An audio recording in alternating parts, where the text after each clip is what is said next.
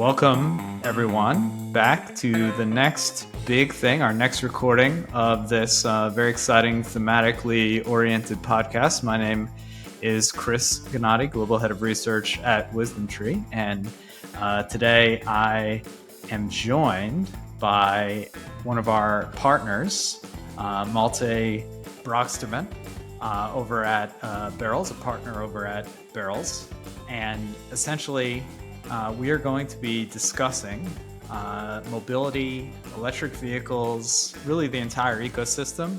It's been an exciting spot. Something our clients actually tell us is amidst the energy transition being pretty negative in terms of the returns of certain types of companies and thematic strategies this year.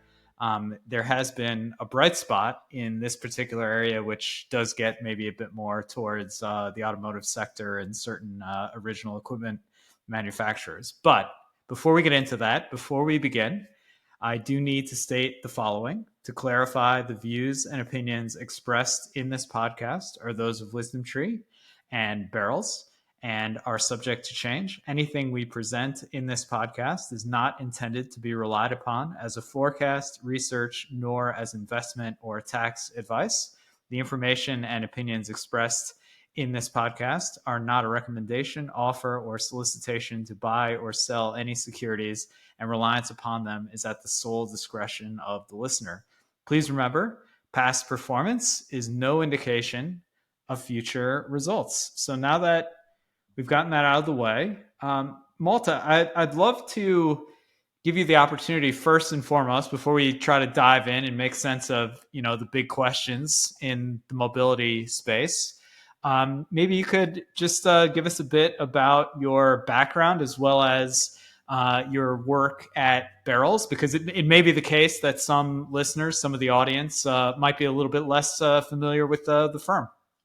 Sure. Thank you. Thanks for having me, Chris. I'm really excited to be on the show and share our passion as Berylls for automotive and mobility because we are, roughly 250 automotive and e-mobility enthusiasts within the firm and really tackle this industry only. So the opportunity to find a car nerd or a mobility nerd amongst us is pretty high. And we really are strategy consultants and problem solvers for all elements within the mobility value chain. So if you think how you get from A to B as a customer, whether that is through purchasing a vehicle or through using a mobility service, all the dealers, the service providers, suppliers of parts, but obviously also manufacturers are amongst our customers, and we really help them solve the big problems, which is used to be around connectivity and used to be about shared economy, obviously electrification and autonomous amongst them. But it's really the nowadays big picture of how do you do this in a sustainable way, and that with very, very diverse customer needs, because the mobility place is different if you go to China or Europe or North America. And one of the things that is interesting about the Berylls approach is frequently we in thematic investing we take these big topics, these big ideas, and if we don't do anything to organize the space or organize our thoughts or group the companies, what probably 98% of the listeners are thinking is, okay, these guys come together, they talk, and ultimately the destination, the goal is electric vehicles and nothing else. But that would not be the correct way to look at it, because Berylls actually splits the automotive ecosystem into kind of five distinct segments. I'd love for you to kind of walk us Yeah. through some of those to give us a bit more of a grounding and foundation, and then we'll maybe take a tour around some of the different segments today. Absolutely. So if we think mobility, we really think of, as you mentioned already, like a large interconnected ecosystem, because it is not about purchasing a car and then 6, 7, 8, or 10 years down the road you buy the next one anymore, but it is about getting from A to B. And I think the segments that we typically think when we holistically look at mobility, they start with raw material or parts suppliers. So that's usually where the value chain starts, where original equipment manufacturers then purchase their and source their parts that they build into vehicles from. And it's always easy to kind of think of the big vehicle and passenger vehicle brand names specifically, but if you think about mobility also of goods, obviously there's lots of players that are not really top of mind when you think of the commercial vehicle space, and they exist, literally all over the globe. So it's really a global industry, and all of these OEMs, the manufacturers, they rely on dealers, to obviously sell their vehicles through. So that's the third segment that we look at. And part of the vehicles that get sold through dealers get sold to mobility service providers, be that a car sharing service or the big rental car companies, leasing companies that help people drive cars but not own them or only for a certain amount of time.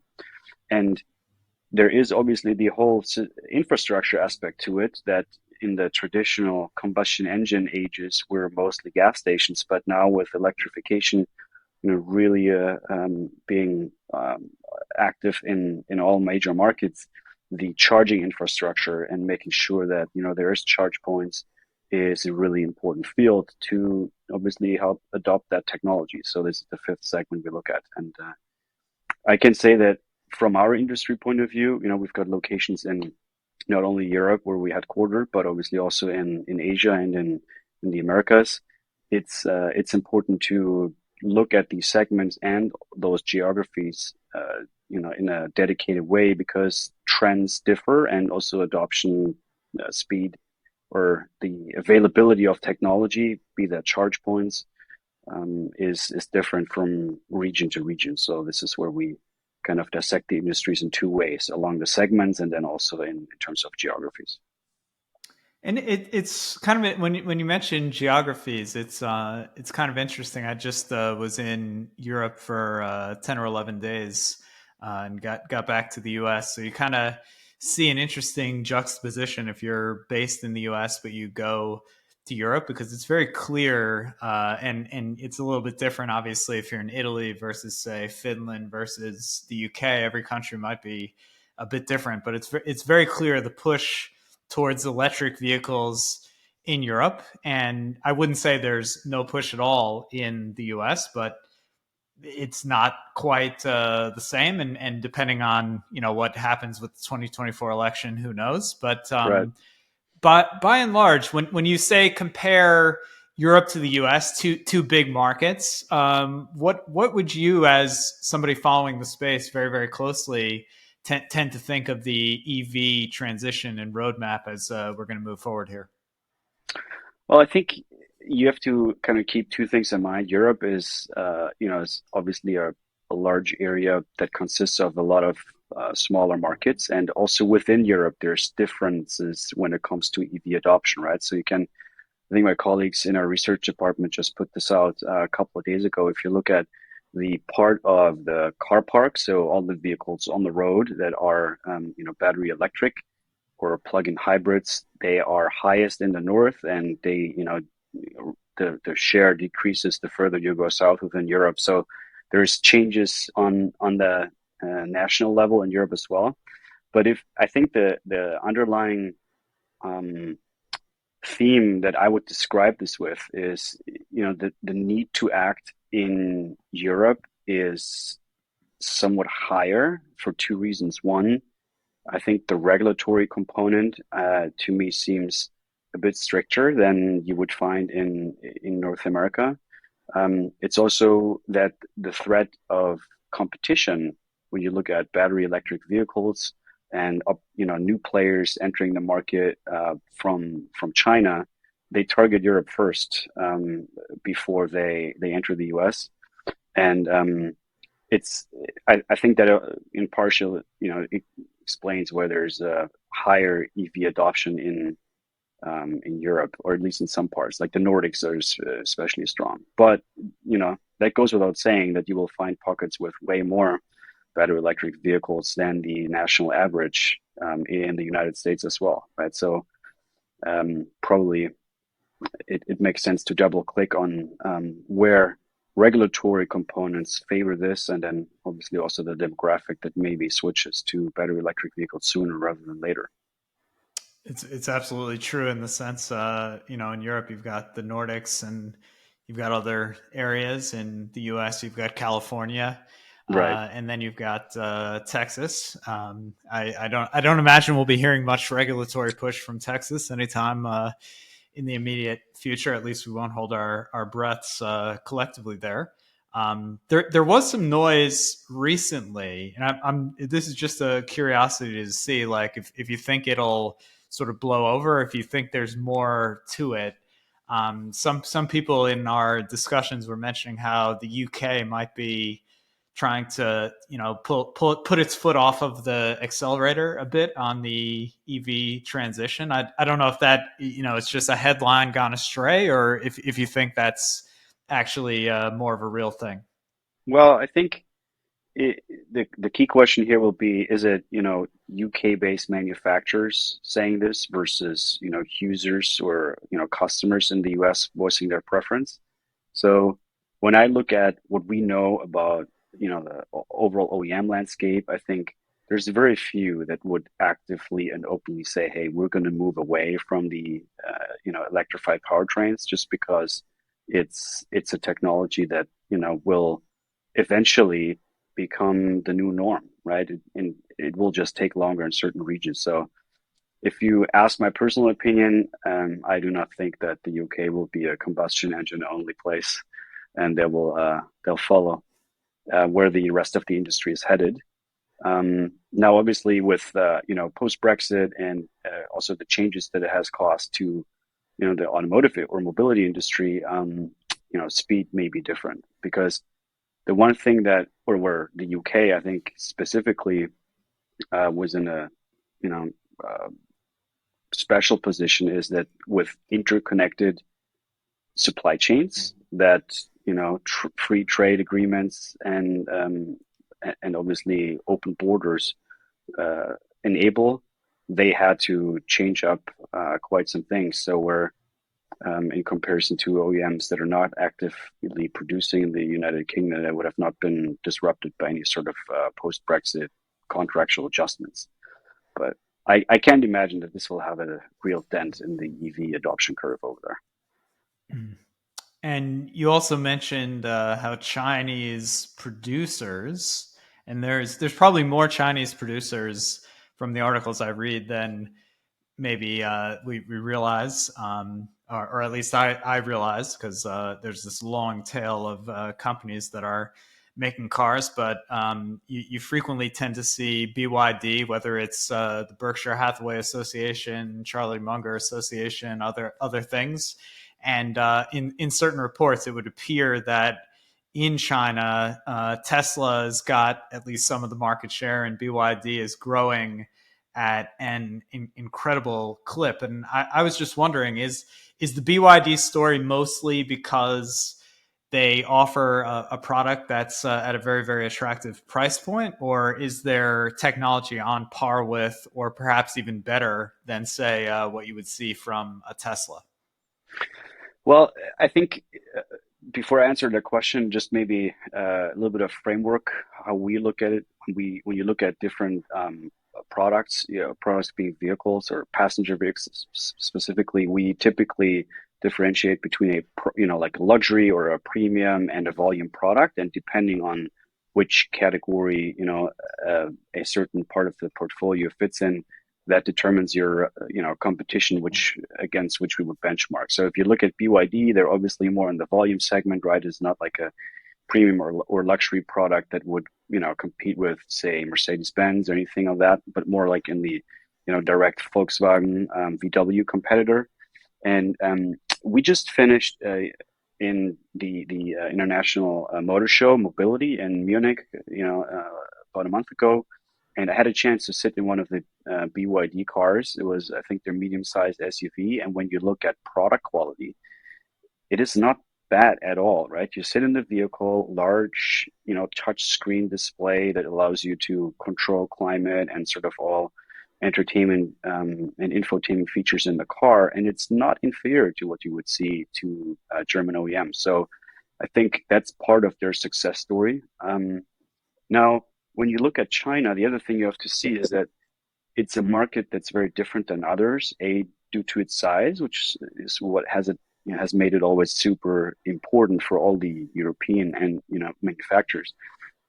But it's also because they have regulatory elements in a way, way more control over them than, let's say, the European Union would have, right? Where you would need to have 20 some states agree on a singular position before you can put out legislation. And in China, it's much easier than that. So I think the ability to develop a product and bring it to a market and then have a customer group that really, asks for this because EV owners get preferential treatment when it comes to car registration, have to wait less to get license plate, and all these factors, it helped them gain scale. And it's just obvious that if product quality and price point is not too far off from like a European domestic competition, that these players try to reach out and explore new markets. And that's what I think is happening right now. And you see they specifically tackle this through big partnerships. And one of the mobility service provider firms that we, as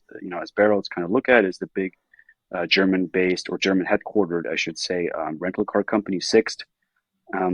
I think they recently announced a couple of sponsorship agreements with NPA or North American sports teams, so there might be more in the news over there. And I think BYD signed a deal with them to launch roughly 100,000 vehicles in their fleet, which is a big thing because it will open their product portfolio to the experience of a lot of both leisure and business customers over here in Europe across all their rental car stations. And I think that the both the agility in terms of exploring new markets through partnerships and product quality helps BYD scale, right? And BYD being a prominent example for other Chinese players. There's one caveat to this though, Mm-hmm. because when you think of how products being vehicles again, gets sold in a market, they obviously at some point also need maintenance.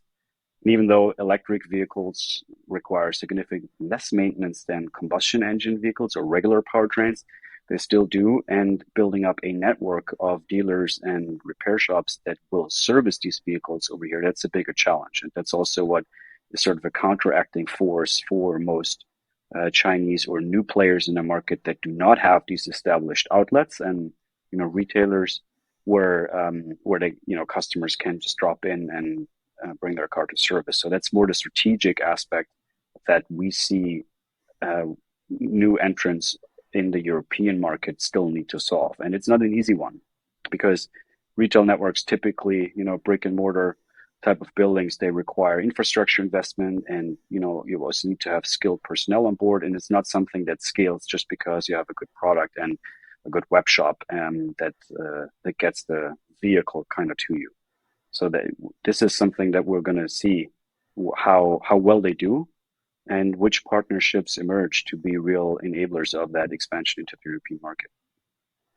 Yeah, one thing that just leaped to mind when you were mentioning that is we're at such, it feels like anyway, and please correct me if I'm wrong. We're at such an early phase of EV adoption. What we have right now is a number of relatively new vehicles that probably haven't had a chance to drive, whether it's 10,000, 30,000, 50,000 miles, at least in large numbers yet, and really need that significant service. And then B, another set of articles I tend to see has to do with what happens when the cars reach the end of their useful life, which they haven't yet, and you ultimately need to recycle or salvage various components, and you sort of see these salvage players, recycling players, battery focused materials players getting ready for that, but that still could be years away. So it'll be interesting to see because it probably took a really long time for the ecosystem of internal combustion to be able to accommodate all of what you need to do after you purchase the car, which is not nothing. Even if EVs you need to do less, it's not nothing. And it'll remain, because you think of I think of Tesla being in the U.S. and Hmm. the fact that they don't have dealers, and that might be nice in certain respects, cut out the middleman, so to speak, in certain respects of the purchase. But then if the Tesla breaks, are they just sending a person to my house, or what's going on with that? It is a fairly interesting question when you spend that kind of money on some of these cars.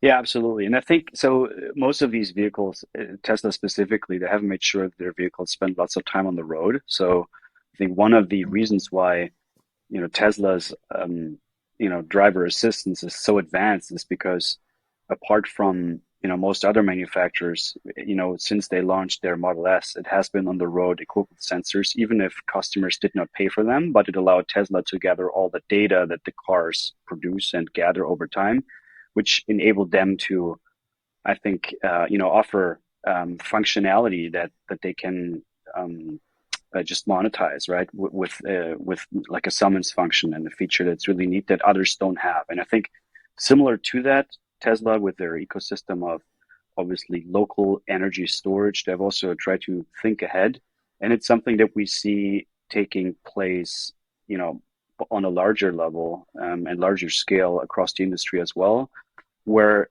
vehicles and specifically their battery packs, once they have reached their end of life, they're going to be put to good use, right? So either being recycled or remanufactured or repurposed, and it's something that we monitor closely, obviously as a firm, right? And I think within the entire battery, not only the raw materials but the cell manufacturing, the battery manufacturing, and then also the recycling cycle. There's lots of commercial activity going on from very early stage opportunities in the startup environment, university incubators. We see a lot of activity going on there, but also when it comes to repurposing said battery packs as energy storage. So I think it's still fairly early if you look at how long electric vehicles are on the road in comparison to how long there's combustion engines, obviously, but the velocity in the space is really high. And the reason I think that whichever battery pack is not good enough anymore to power an electric vehicle can still be put to good use, because I think in comparison to charging and discharging while driving, using this as a power storage for your home or any sort of power storage application, this is a walk in the park, because being installed in the vehicle, essentially depleting the battery as much as you can, then charging it up as fast as you can, as much within that time frame. That's really hard. So whatever cycle comes after being in the car for the battery is probably feels like vacation. So um, this is this is nothing that should concern us from my point of view. And the Now, other aspect, Chris, that oh sure, I can just add is yeah. the components that go into it. They're valuable enough for the entire recycling to be a really lucrative business. Which is why when you look at hotspots where big gigafactories for batteries are being located, you will almost always also see active startup or already existing business activity around recycling going on in close proximity. When you think of the battery supply chain, sort of, Hmm.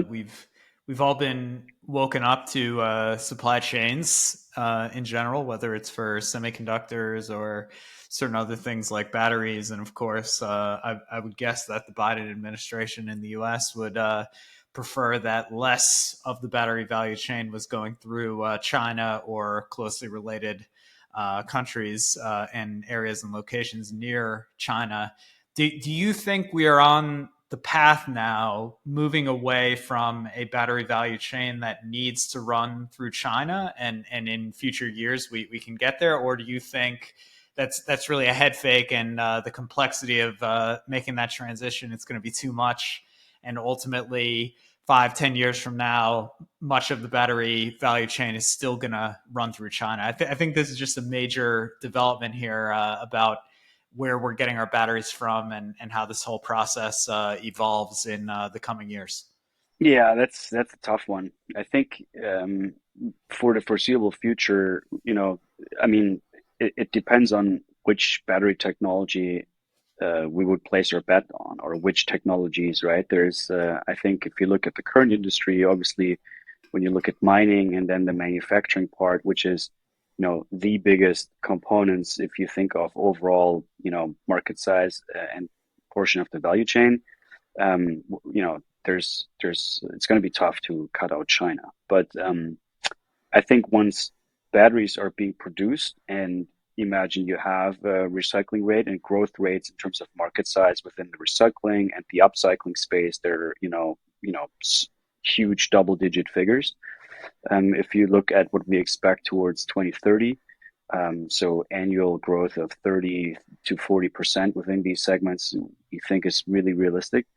A lot of this will take place outside of China as well, right? So if you think of the battery value chain as more of a closed loop, or as close as it can be, we will be hopefully become less dependent on any single geography or market there. If you look at the next 5 years, just by development of and sheer size of what's needed in terms of battery capacity, I think we will still need to rely on existing supply chains, though. Now, speaking of batteries, within the last week or so, I was flipping on the FT website, and there was a big feature article, very long, lots of details, talking about Toyota. Hmm. And what I wonder, because this whole solid state discussion, it's been discussed for numerous years. I know if at a certain point in 2021 you were looking at the market cap of the company QuantumScape, I think it was bigger than Ford Motor Company. So there has been these euphoric periods in the past where maybe the market got ahead of itself in terms of you look at how much batteries are being sold versus the market cap of the company. There was a bit of a discrepancy there. But do you think it's feasible that what was being listed in the article is actually close to being true, namely one of the world's largest, if not by certain measures, the largest car company in the world is close to a solid state technology that can be deployed at scale? The stat they put was basically you can get 1,200 kilometers of range, and the charging time might be less than 30 minutes, which compared to what you have today sounds completely crazy and almost impossible. But, maybe this technology really is that good. Yeah, so I think this would obviously be a game changer, right? Because when you look at the whole charging and EV experience from a customer point of view, range anxiety and how do I kill time that I need to charge my battery is always like amongst the top, two or three reasons why people are hesitant to adopt an EV.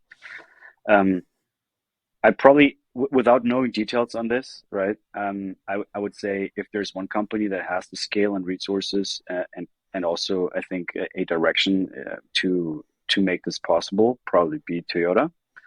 Um, and I think that I considered realistic that it it can be, a large player of the industry through, size of their vehicle portfolio that helps drive a new battery technology to levels that are commercially attractive, and new, right?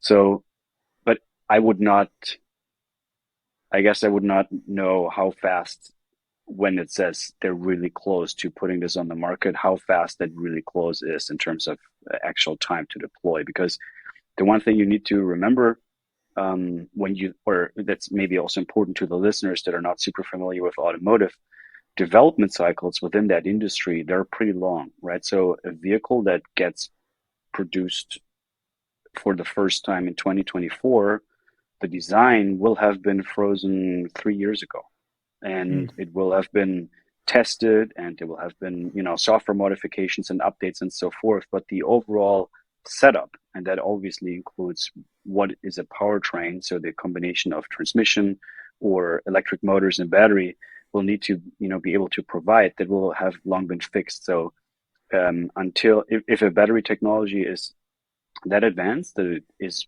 safe and to be put into vehicles, that would take effect in the vehicle generation rolled out into the market a couple of years from now. So this is not like an immediate thing where you can, flip the switch and suddenly you have a totally new battery technology on the road. And it was notable to me because I remember looking at recent years and Toyota and a lot of to be fair, actually a lot of the Japanese companies, it didn't feel like there was necessarily that same push that you were maybe seeing in other markets, where you were seeing all these new fully electric models. And something I would hear, Toyota and Honda specifically, was I would hear that they were exploring, and I'm not sure if they're still exploring, I'd be curious to get your take, hydrogen Hmm. technology, which was sort of this parallel thing, which similar to QuantumScape. Maybe it was the cheap money and the zero interest rates in 2021 that got people excited about all these technologies, but certain hydrogen oriented stocks as well during that period, they look like the Mount Everest on the chart, the big upward and then downward move. But are we seeing further? Some clients in the last couple of weeks across Europe were asking about hydrogen, because admittedly you don't hear anywhere near as much about hydrogen as you hear about Tesla or some of the fully electric types of Yeah. things. Yeah, there's reasons for that, right? I think there's definitely potential in the hydrogen play, and but this is a longer term play because of infrastructure development needs and obviously also cost, right? Because hydrogen has different requirements when it comes to storing and obviously also filling a car up with hydrogen. The place where I live, it's very few outlets. There are some, but it's like the exception. And there's more, consumer education needed when it comes to hydrogen than just gas or diesel or electricity. And the reason, where I think the big push for hydrogen will come is the commercial vehicle space, right? So longer routes, trucking, and especially in combination with fuel cell technology and autonomous trucks, maybe in a hub to hub scenario, right? Where, fixed routes, but, sort of loads that are attractive to have vehicles run autonomously and then efficiently. That's what we think, will push the hydrogen development. And one of the big players in this space is Hyundai. So they are really actively looking at this. And when you think of sort of mass market adoption in the passenger cars environment, this is still going to be some time. And by some time, I think 2030 plus, just because the infrastructure required for this is costly to build. And this is always a little bit of a chicken egg problem when it comes to these things, which is why the cost pressure in the commercial vehicle and logistics space, I think, will open up avenues for hydrogen investment. And they have been more intense. That's fair what you said, with I would say more beneficial economic conditions a couple of years back, low interest rate scenario and so forth. So that there's probably a little bit of a dent in the development curve, but we think this will pick up towards 2030 and beyond. Also for us with regular passenger cars. And I wanted to, you mentioned during the explanation there the idea of autonomous in the context of trucks, and another interesting discussion, let's say, within the last couple of weeks or so. And I'd be curious as well to hear what's happening in the autonomous space, maybe outside of the US, because inside of the US, you're aware that there was certain testing in certain cities, largely in Arizona and in California. And Cruise was a big player, and Waymo, the Google or Alphabet subsidiary, was a big Right. player. And within the last couple of weeks, Cruise, for various reasons, had to shut down. And I'm not sure if it's the quintessential double standard playing out, in the sense that in recent weeks there have been a lot of humans that have gotten into car accidents as well, but maybe we hold robotic vehicles to a higher standard and what have you. So ultimately, you're kind of hearing progress in the negative direction, at least in the U.S., but you also mentioned how Tesla has all this data and all this capability. Full self-driving gets a lot of publicity, but Tesla full self-driving doesn't really get treated quite, because I guess the person is still, technically there and supposed to be paying full attention. Whether they are or not is a separate question, I guess. But Absolutely. at the end of the day, you sort of have the Tesla case where they just keep pushing new versions. They have their new Dojo supercomputer with remarkable capabilities, doing incredible things in AI.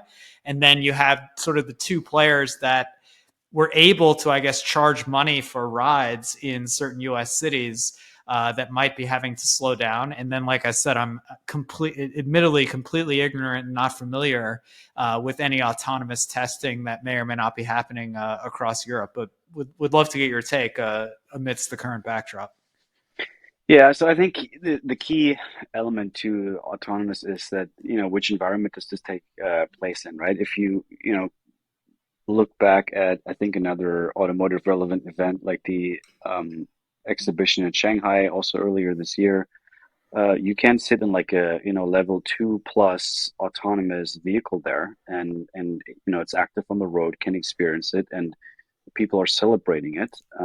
The regulatory environment over here in Europe is completely different, right? So where, as exactly as you said, even if it's a vehicle with a similar capability, you as driver are responsible to be alert at all times and take over in case the algorithm does not behave the way it should, given whichever situation you're in.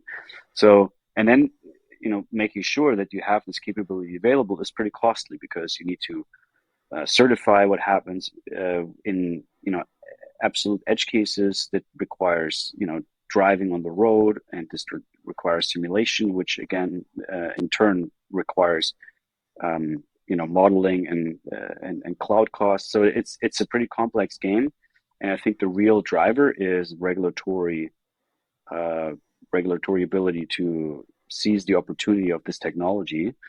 And I think this will eventually be adopted by the industry first in China. Is this is like the most active market in that space. I think if you look at the pockets you mentioned already in the United States, in California, where you can enjoy like Waymo offering, it's more advanced than Europe, and I'm afraid to say, being in Europe right now, I think we're sort of the slowest one in the pack to create the real regulatory environment that makes this possible. But I don't think this will stop. Specifically, I'm going back to the commercial vehicle space I mentioned earlier. If you think of how much the way we consume products has changed with online delivery through COVID and other effects, and there's way more parcels being on the road that need to be transported. The element of the driver in commercial trucks, when you look at total cost per kilometer for like a shipment, is between 25 and 30%, and commercial pressures, or economic pressures I should say, to optimize that cost through autonomous driving, they will eventually force adoption. And then the question is, which scenarios are most um, geared towards what the regulatory environment allows. I think here we're going to be seeing first developments, and it's strategic projects we see happening between OEMs and logistics providers and technology providers to make that happen on smaller scale between two hubs, and it will take a couple of years to make this really adopt. But I think this again is a trend that will prevail. It just takes longer than everybody anticipated 10 years ago. Yeah, 10 years ago, you almost thought within 10 years you could be, hopping in and out of cars. But yeah, it's absolutely the case. And I agree in the sense you think of a China where they can just put sensors in the streets and directly build those smart cities, assuming the economy there is robust enough and they prioritize it enough. They if they want it done, like you were saying, it's done. Yep. But in the U.S. or Europe, depending country by country, state by state, different rules, different adoption. But I tend to like again the idea of the truck driving across, New Mexico on the straight street where the weather doesn't change much. That's a very intriguing use case for something like this versus trying to get around, the city of London, Right. which is totally different. Yeah, and I mean those are totally different cases, and I think it was this, early in the year we had discussions with startups looking for advice and investment that were specifically, set up to fulfill that purpose, which is, making sure fixed routes, Phoenix to LA or Seattle down to LA, kind of long distances with large corporations in the background that have logistics needs that are predictable and they are looking to get reliable service where the autonomous play on the trucking side can really make a difference. Is this the same as you and me getting, I don't know, to work, to a meeting, or to meet friends across the city and hopping into a Waymo that drives us there autonomously? No, it's definitely not the same case. So those two worlds are different, and that's why we're going to see adoption rates at a different pace there. The other thing that you mentioned that is also something that we think about a lot, having a presence in China. Obviously, economic robustness in markets that drive that technology development, like China, is again something that's hard to predict. But whenever changes happen, they obviously have a big impact. And if you think of China and the real estate situation slash bubble. Obviously, they have regulatory ease on their side in terms of making fast decisions, or at least the ability to do that with long horizons, right, rather than 4-year election cycles. But they too are part of the world economy, so we'll see where we are in 5 years from now.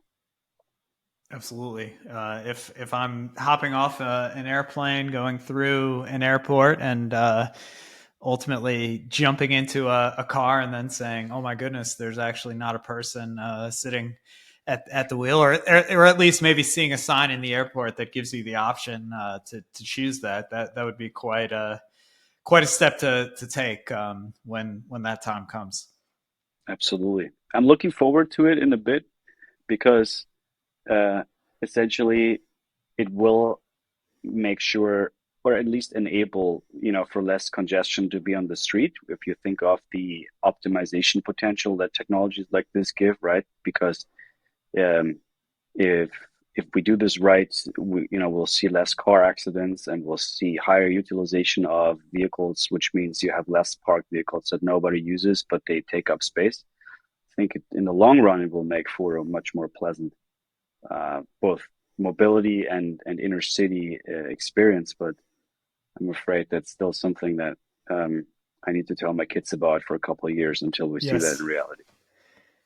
And speaking of hopping off a plane into a new city, I mean, something I was certainly using a lot as I crisscrossed around Europe was Uber. And I know that's sort of Hmm. an interesting play on shared mobility, delivering and logistics. And I know there's the Uber that we might feel like we know, which sort of functions almost like an on-demand taxi or luxury driver service, and then possibly the food delivery Right. element. But I know Uber is also trying never to be flat-footed, so there might be other things that we may know less about, but again, over at Berylls, you might know more about some of those other efforts that they might be seeking to employ beyond the Uber Eats that we are very familiar with, and the passenger car service that we are also familiar with. Well, I think when you think of Uber, they're obviously in the business of getting people or objects from A to B. So, like the logistics piece to me, when you think of people mobility and then food, where Uber Eats is like a natural expansion of their business. Now, I I think that the Uber is such a special case, right? Just because of the development they took and this um, the position they were able to secure in the market just because of the speed at which they scaled their business. So I myself, I'm curious to see where their journey is headed. Yeah. I think generally that um, we have, when we look at the industry, it's always one of the players we obviously pay close attention to, and in the segment still of the mobility service providers, which is where we kind of put them in. Um, but yeah, so it's worth keeping an eye on. And no, we said this is not investor advice here, or it's my opinion. I think it's a special case because if you remember a couple years back, statements like, "Hey, this may never turn a profit," so Yes. obviously is a hard lesson to learn, or well, lesson to learn is probably the wrong way of phrasing this, but it's a harsh statement. And if you look at how their stock development, was over the last, say 6 months or so, they're plus 50%, which is just obviously in comparison to the overall industry, but also in comparison to markets, it's really outstanding. Now something we haven't touched on as much, but it's a part of the ecosystem, and you mentioned it. And I was just thinking because obviously we all like you were saying with regards to China, we kind of all are subject to economic reality and economic reality as it relates to spending money on big ticket items, a car certainly being one of those. It's changed in the sense that in 2020 or 2021, if you got out from under the pandemic and you needed to make a big purchase, maybe a car, the interest rate that you were able to see on a loan, should you have needed one, was one number quite low. And if you tried to do the same today across the developed world, that interest rate now looks quite different. And I was just wondering, from a dealer perspective, assuming dealers do better if more and more cars are sort of being purchased, and the turnover of the inventory is higher. I'm just wondering, with the higher interest rate environments, do they tend to actually be the ones giving the loans potentially? So maybe they make more money or more spread on the actual loan because the rate is higher, or are they hurt because maybe less overall cars are being turned over because the general purchaser sees the higher interest rate and maybe cannot make the purchase? But I'm just wondering about the overall dealer environment for those players who are not Tesla and who do still have these giant dealer networks through which they push all the cars out there. Yeah, that's a really great question. I think so. Kind of two things that we like to just really point out here. One is when you think of how dealers get, vehicles in front of their customers, purchasing and financing through a loan is one thing. Leasing is another, right? So depending on the market, it's really, one or the other. Um, and we see that if you as a dealer offer, like a lease rate that's, for a comparable vehicle, 50 euros per month cheaper, or, even, $50 per month cheaper, you will sell that vehicle easier to a customer, which means you will move your inventory faster, which means, you're going to be less affected by economic conditions. So uh, large dealers will have the ability to, offer financing solutions, through partner organizations or, by themselves. And the more cost competitive they are when it comes to interest rates, obviously the better position they'll be. Um, the other aspect that we see that really I think is a big topic for dealers right now, and especially for the dealers in organizations that uh, organizations being manufacturers here that change their sales model to a direct sales approach, right? Which means the OEM sells the vehicle directly to the or leases it to the consumer. Uh, Dealers are really being put in a tough spot right now because they act as agents, right? They hand over the vehicle to you or to me if we said we want to buy it now, but they have no ability to actually get a commission or set price. They just get a fee. Think of a transaction fee that the OEM pays them. And in an environment right now where higher interest rates do have a tendency to slow down vehicle sales, specifically in the electric vehicle segment, these dealers sell less but do not have an ability to influence price. So, especially in the European market, where lots of OEMs have pushed for this direct sales model, Mercedes-Benz being one of them, we see that dealers kind of think about how can they, really position themselves best in this setup. And I was thinking last week, so just to paint the picture for the audience, I knew this podcast conversation was coming up, so I knew I was going to get to speak to Malta. And something that we see when we think of the ecosystem is obviously the suppliers. And I was in the car going from Milan in northern Italy to Turin. And from the highway, you could see the Pirelli sort of home offices. And I was sort of flipping through, and there's a surprising diversified number of tire companies, and I just felt like I'd be remiss not to at least ask if, because I heard, and again I might be getting this wrong, but I heard potentially there's such a thing as smart tires, and there can be like sensors in the tire that can communicate back into the central computer of the car, and possibly information is going back and forth, and the car is that much better, that much smarter. But I was just sitting there thinking, I wonder if there is anything neat or exciting going on within the tire space, because there still is a large, surprisingly large number of companies. So it doesn't look like tires are just tires. And ultimately, or if I'm just making that up and there really is no such thing as smart tires, and I just misread something in the past. No, no, no. So I think generally you're spot on in the sense that the ability to monitor how a vehicle performs in all aspects is driven by sensors, and I think the number and also the degree to of information that can be derived from those sensors is picking up sort of with every vehicle generation. Um, I have to admit, I'm not a tire expert, right? So, feel I happy to loop one of my colleagues in that are more active in that space. But I do think that you see, from tire pressure sensors that were like a new thing, like a decade ago, there's going to be, let's call it an upskilling of sensoring there.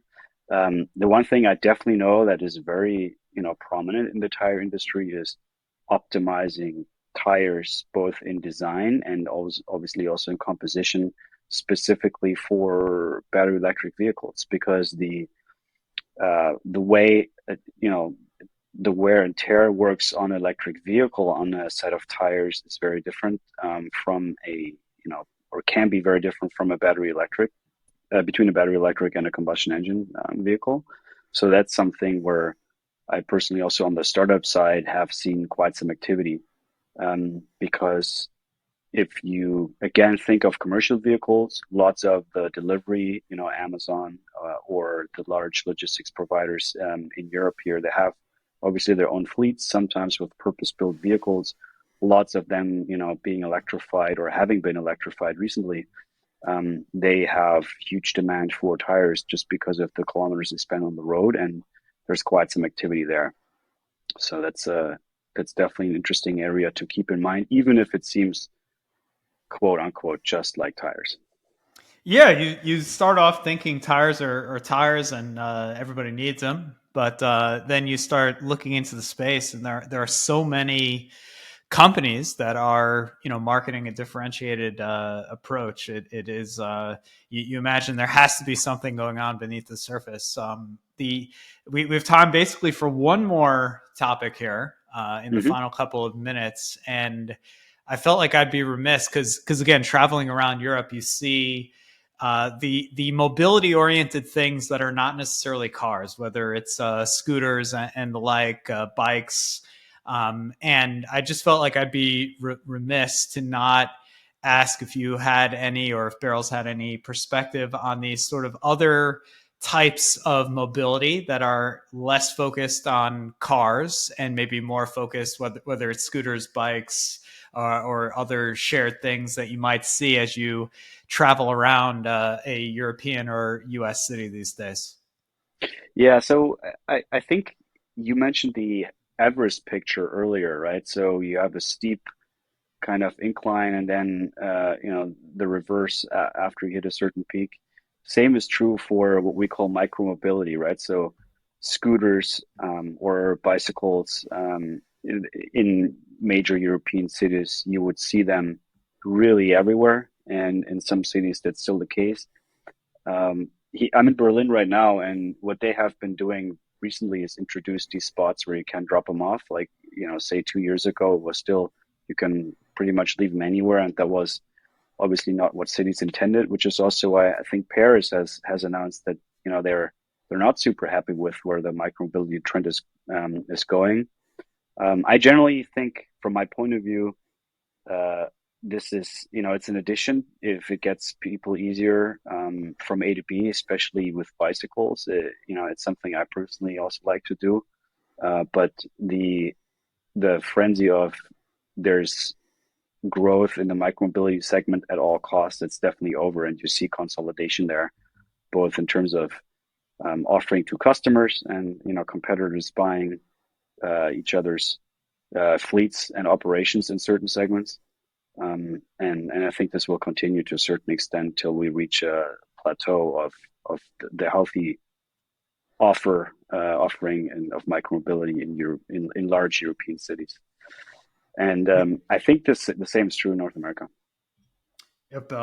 When I go to a new city, sometimes and there are different culturally accepted ways to walk. I'm thinking of certain cities in Germany that I've been. You want to stay out of the lane where the scooters or the bikes are operating, and so in certain cities, it's absolutely true. You see a ton of these things, especially on a nice day. So you imagine in certain areas the uptake is pretty good, but with that, I do have to recognize that we've taken up all of our time for the day. So I want to thank Malte Broxtermann, partner at Berylls, for spending time with us today, giving a perspective across what again we think of as the overall mobility ecosystem. I think we've hit on a lot of the key topics. And I thank all of our audience members for listening and taking their time to take part in